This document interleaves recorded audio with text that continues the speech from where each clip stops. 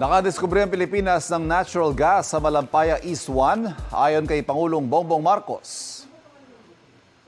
For the first time in over a decade, a significant natural gas discovery has been made. The MAE-1 is estimated to contain around 98 billion cubic feet of gas in place. Katumbas nito ang halos 14 na bilyong kilowatt-hour ng kuryente sa isang taon.